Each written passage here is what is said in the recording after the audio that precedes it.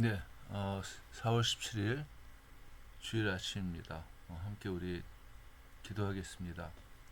우리들에게 부활절을 허락하시고 예수님의 생명을 허락하시니 고맙습니다.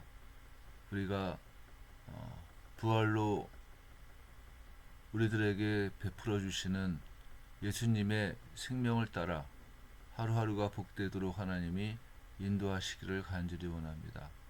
오늘도 하나님을 예배하며 또한 하나님을 의지하며 감사가 넘치고 기쁨이 충만하도록 저희들을 인도해 주시고 우리가 오직 하나님을 의지하면서 매일매일의 삶 가운데 승리하도록 도우시기를 원합니다.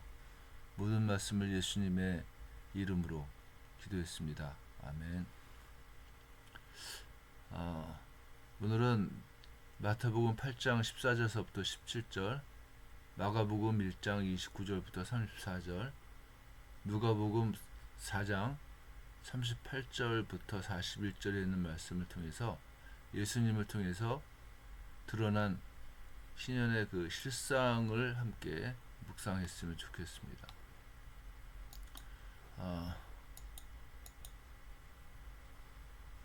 본문이 마태, 마가, 누가 이렇게 그 세 성경에 다 지금 있는데 오늘은 특별히 여러분들 누가복음에 있는 말씀을 함께 읽겠습니다.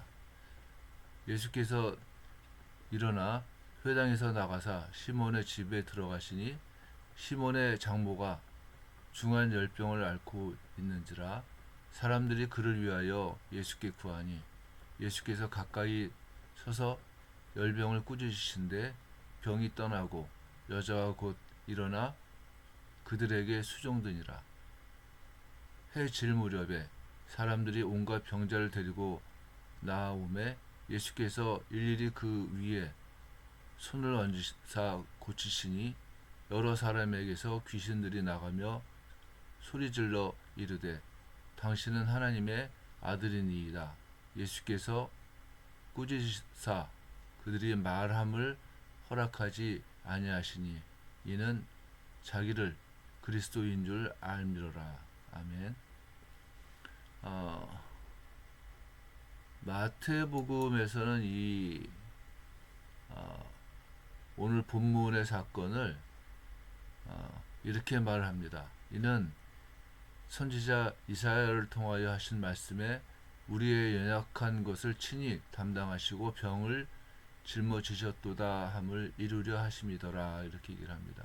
즉 예수님께서 베드로의 장모를 고쳐주신 그 사건 외에 많은 사람들이 예수님께 나와서 치유를 받고 귀신들이 이렇게 쫓겨나가는 것이 이사야의 예언을 예수님께서 성취하신 일이다 이렇게 생각을 하는 겁니다.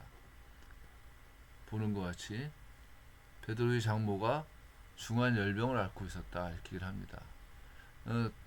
여기서 열병이라고 하는 게 그냥 이렇게 잠깐 아니면 뭐 이렇게 한두 번 있고 마는 게 아니라 수시로 일어나는 열병이라고 합니다. 그리고 이제 그뿐만이 아니라 열병이 레위기 같은 데서는 그 하나님의 징계를 내리실 때에 를 내리실 때에 그 하나님이 내리시는 병들의 그 목록 가운데 열병이 있어요. 그러니까 이 베드로의 장모가 무슨 하나님께 큰 죄를 범해서 병을 앓고 있는 건 아닙니다. 물론 당연히 그건 아닌데 중요한 거는 뭐냐면은 시몬의 장모가 앓고 있는 열병이 유대인들의 신학적인 바탕에서 봤을 때는 하나님의 심판의 한 모습이라고 하는 겁니다. 그러니까 누가나 마태나 마가가 굳이 이 베드로의 장모 이야기를 하고 있는 이유는 베드로의 장모의 그 열병 자체가 유대인들의 그 안목에서는 하나님의 심판으로 생각할 수가 있다고 하는 겁니다. 그래서 예수님께서는 뭘 하시느냐? 열병을 꾸짖으시며 병이 떠나고 예수가 일어나서 예수님과 그 제자들에게 수종을 든다고 하는 얘기를 함으로 말미암아서 희년이 선포됐다고 하는 것을 입증하는 겁니다. 여기는 말씀같이 베드로의 장모에게 희년이 선포가 되었기 때문에 눌린 자를 자유케 하는 것. 열병으로 눌려 살았잖아요.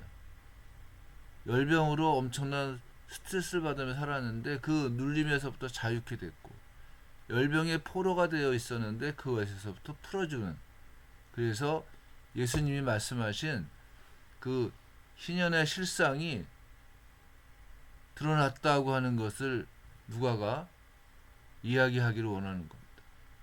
또한 하나님 나라에서는 이 그 귀신들이 쫓겨나고 병이 고쳐지고 하는 그런 그 모습을 누가는 얘기를 합니다. 그래서 그 누가복음 4장 40절부터 보면은 해질 무렵에 사람들이 온갖 병자를 데리고 나오매 예수께서 일일이 그 위에 손을 얹으사 고치시니 여러 사람에게서 귀신들이 나가며 소리질러 이르되 뭐 이렇게 지금 얘기를 하고 있지 않습니까? 이건 희년이 선포됐다는 거예요. 하나님 그 실상이 드러났다고 하는 겁니다. 하나님 나라가 나타났다고 하는 거예요. 왜냐하면 하나님 나라에는 귀신이 있을 수 없잖아요. 하나님 나라에는 하나님의 심판이 끝난 나라, 끝났기 때문에 하나님의 축복이 드러나는 나라지 귀신이 있거나 아니면 병이 있는 나라가 아니란 말이에요. 그래서 예수님께서는 가는 곳곳마다 병들을 고쳐주시는 거예요. 왜 병들을 고쳐주시는 게 아니라 하나님 나라가 임하셨기 때문에 병들이 나가는 거예요. 이게 여러분들 오늘 우리들에게 참 허락하시는 하나님의 축복인 겁니다. 우리들에게도 희년이 선포됐어요. 우리들에게도 어떻습니까? 가난한 우리들에게 복음이 전파되었고, 눌린 우리들에게 자유가 선포되었고, 눈먼 우리들이 볼 수 있는, 또 포로된 우리들을 하나님께서 풀어서 자유롭게 해주셨단 말입니다. 그게 선포가 된 겁니다. 근데 이제 문제는 뭐냐면은 왜 계속 힘들고 어렵고 아플까 하는 겁니다.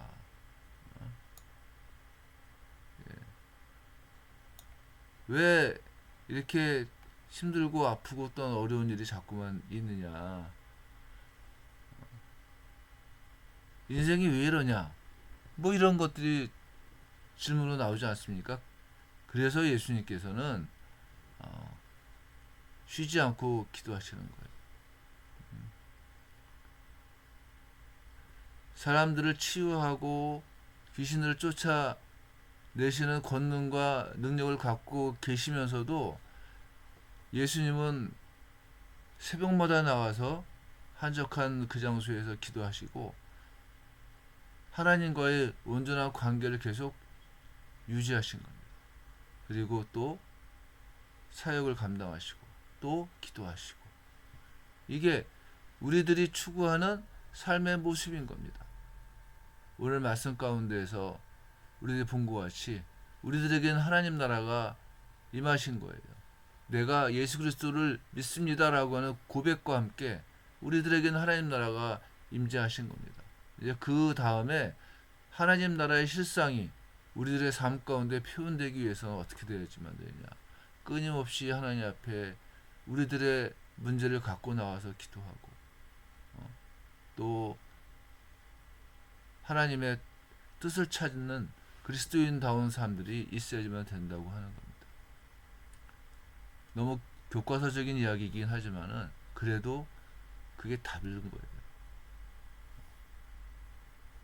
그래서 부활절을 맞이해서 그냥 부활절을 맞이했다고 해가지고서 그냥 뭐 하나님의 축복이 오토매틱하게 휙 그냥 오는 건 아닙니다. 우리가 하나님 앞에 엎드리고 그 생명을 우리들의 삶 가운데 드러내기 위해서 기도하고 매달리는 은혜가 있기를 간절히 원하는 겁니다. 기도하시겠습니다. 하나님 아버지, 주께서 우리들을 붙들어 주시고 인도해 주시고 또한 하나님 아버지의 생명을 허락하시니 감사드립니다. 우리가 부활절을 맞이해서 그 부활하신 예수님의 생명을 우리들의 삶 가운데 충만하게 누릴 수 있도록 하나님께 의지하고 또한 하나님께 기도하는 우리들이 될 수 있도록 도우시기를 간절히 원합니다. 특별히 이야기가 있는 교회와 교회의 모든 지체들을 사랑하여 주셔서 언제나 예수의 생명으로 빛나고 또한 예수님의 생명으로 채워지는 귀한 복된 날들을 감당하도록 도와주시옵소서. 모든 말씀을 예수님의 이름으로 기도했습니다. 아멘. 네, 감사합니다.